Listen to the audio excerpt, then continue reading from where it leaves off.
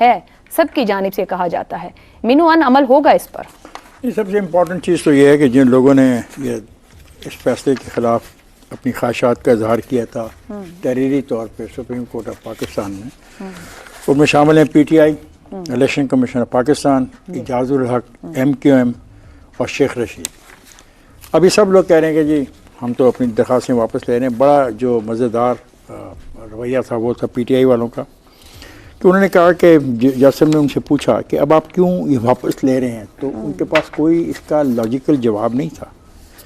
انہوں نے کہا کہ ظفر صاحب سے کہا کہ کیا آپ کو درخواست واپس لینے کا اختیار ہے، ابھی بتا دیں. کیا آپ فریق بننا چاہتے ہیں تو عدالت آپ کو اجازت دے گی. پھر اجازت ایک کوشش کی چیف جسٹس اور ان کے ساتھیوں نے کہ وہ اپنا موقف کا اظہار کریں، کیونکہ اگر انہوں نے دائر کی ہے درخواست تو موقف بھی تو بتائیں نا کیا ہے. علی ظفر نے کہا کہ میں اس کیس میں فریق ہی نہیں بننا چاہتا. یہ بڑا معنی خیز سارا یہ جو پروسیڈنگ آج کی ہے.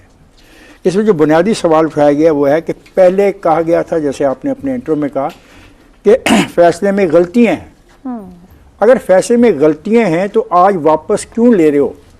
اور اس پہ پھر یہ اگلا جو کوشچن ہے چیف جسٹس کا وہ اس سے بھی زیادہ امپورٹنٹ بن گیا، کس کی ہدایات پہ واپس لے رہے ہیں.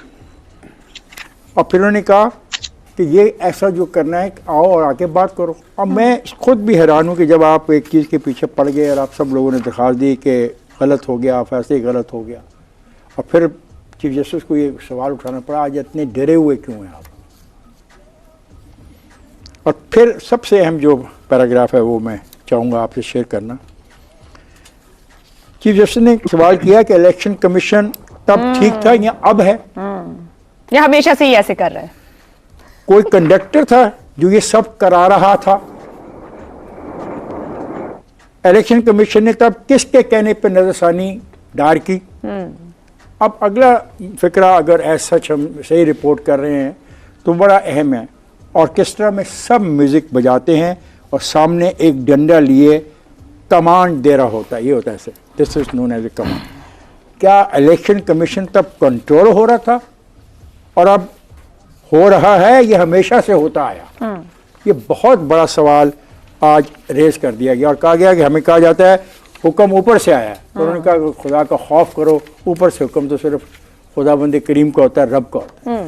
Very interesting position. کیا اس میں جس آدمی کو مجرم ٹھہرایا گیا اس کو سزا ملے گی؟ اگر سزا کا فیصلہ ہوتا ہے اور اس پہ عمل درآمد ہوتا ہے تو پاکستان کے بارے میں ہم کہتے رہتے ہیں ہم ٹرننگ پوائنٹ پہ آ گئے، ہم بڑا ایسے مرحلے میں داخل ہو گئے، بڑا فیصلہ کن مرحلہ ہو گیا. میں سمجھتا ہوں کہ اس کی ججمنٹ اگر اس آدمی کے خلاف آتی ہے جس کا کام نہیں تھا جو وہ کام کر رہا تھا اور جس کے بارے میں اس ججمنٹ کے اندر مکمل طور پہ تفصیل سے آگاہ کیا گیا، سزا ہو جاتی ہے تو واقعی یہ جو بات کی جاتی ہے کہ یہ ادارہ پاکستان کی سیاست سے 4 قدم پیچھے چلا جائے گا. اور اسی میں شاید پاکستان کی بھی بہتری ہے، اس ادارے کی بھی بہتری ہے، عدالت کی بھی بہتری ہے. اور یہ باقی لوگ جو درخواست گزار ہیں ان کو سوچنا چاہیے کہ یہ ہر وقت پاکستان کی ترقی کے راستے میں رکاوٹ بننے کے لیے استعمال کیوں ہوتے ہیں. ٹھیک ہو.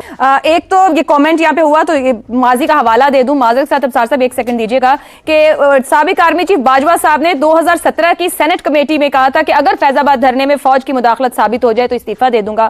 اور پھر 19 میں فیصلے کے بعد یہ نظر ثانی بھی دائر ہوئی اور آج وہی نظر ثانی واپس لے لی گئی ہے. ابصار صاحب آپ سے سوال یہ، یہاں بات ہوئی یا تو پوری قوم نے بوجھ اٹھانا ہے یا پھر دب کے مر جانا ہے. آج وہاں کامنٹ دیے گئے مٹی پاؤ لوگ مر جائیں، وہ 2007 تھا، وہ 2014 پہ آئیں، آپ 17 پہ آ جائیں. کیا یہ مٹی پاؤ ذہنیت کہیں دب سکتی ہے؟ اس کو دفن کیا جا سکتا ہے یا مشکل ہے یہاں پر؟ مٹی پاؤ ذہنیت پہ مٹی پاؤ یہ کہنا چاہ رہی ہیں نا آپ؟ جی، مطلب مسائل کا حل نکالا جائے نا یا کہ اس کو پیچھے ڈال دیا جائے؟ That the civil institutions, when they are assigned to deliver on the account of the governance, they fail and they have deteriorated their capacity in last 4 or 5 decades. And by design or default, on the other hand, the military as an organization has gained strength. So whenever a challenge occurs on the account of the governance, the government has to rely on that military. So you're basically saying that the military is very strong in Pakistan, but with justifiable reasons, because you say the civilians are not up to it, basically. That sounds like what you're saying. Well, pragmatically, of course, yes. That's what exactly I'm So saying. you are the military man then in Pakistan? Well, You are the choice. I am not being apologetic. I am not being trying to create the impression otherwise. I'm just trying to illustrate the reasons that why do people think that way. मेरी राय में निगरान वजीर आजम ने कहा कि मसला यह है कि सिविल इदारों को जब गवर्नेंस की वजह से काम सौंपा जाता है तो वो नाकाम हो जाते हैं, और गुज़श्ता 4 या 5 दहाइयों में उनकी इस्तेदाद कार में कमी वाक़ हुई है। अनवार अल हक काकटर का मजीद कहना था कि दूसरी तरफ डिज़ाइन या डिफ़ॉल्ट के लिहाज से फ़ौज ने एक टूर पर ताकत हासिल की है, लिहाजा जब भी गवर्नेंस की वजह से कोई मसला पेश आता है तो हुकूमत को फ़ौज पर इन्हिसार करना पड़ता है। वज़ीर आज़म से जब पूछा गया कि क्या वो ये कह रहे हैं कि पाकिस्तान फ़ौज बहुत मजबूत है, लेकिन उनके मुताबिक आम शहरी इस पर पूरा नहीं उतरते, तो इन्होंने कहा कि अमली टूर पर वही है जो मैं कह रहा हूँ। हाँ,